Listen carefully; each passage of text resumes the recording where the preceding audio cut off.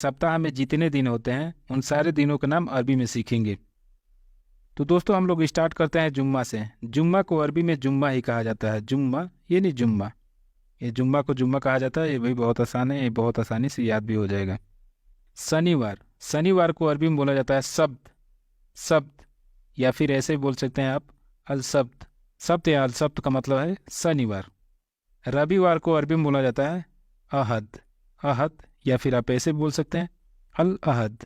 अल अहद, अल अहद यानी रविवार। सोमवार को अरबी में बोला जाता है इत्नैन। इत्नैन, इत्नैन, या फिर आप ऐसे बोल सकते हैं अल इत्नैन। अल इत्नैन यानी सोमवार। दोस्तों मैं आप लोगों को यहाँ पे एक चीज़ बताना चाहूँगा। इत्नैन को अरबी में अगर किताबी तौर से देखा जाए तो इसको बोला जाता है इसनैन। इसनैन या फिर अल इसनैन।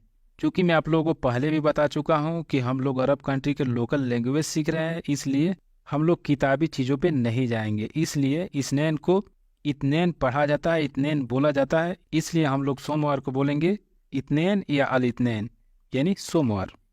मंगलवार को अरबी में बोला जाता है यौम तलाता। यौम तलाता यानी मंगलवार। बुधवार को अरबी में बोला जाता है अरबिया। अरबिया, अरबिया या फिर अल अरबिया। अल अरबिया यानी बुधवार। गुरुवार या फिर बृहस्पतिवार को बोला जाता है खमीस। खमीस या फिर अल खमीस यानी गुरुवार। दोस्तों हम लोग यहाँ पे थोड़ा सा इसी चीज़ को चेंज करेंगे। जैसे अगर आपको कहना हो जुम्मा का दिन, जुम्मा का दिन, तो आप इसको अरबी में कहेंगे यौम जुमा। यौम जुमा।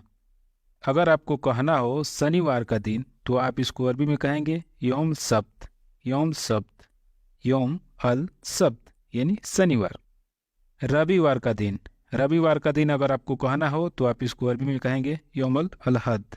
यौमल अलहद, यौमल अल हद, यौमल अलहद यानी रविवार का दिन।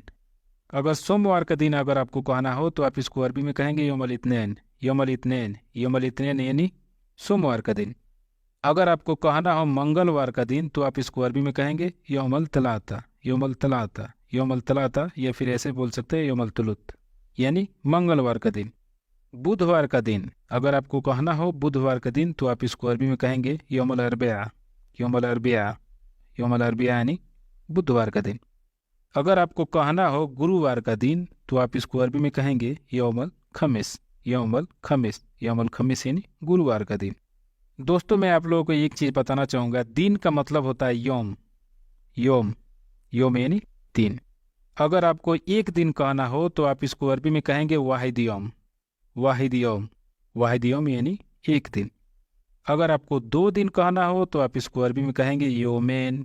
योमेन, योमेन यानी 2 दिन। दोस्तों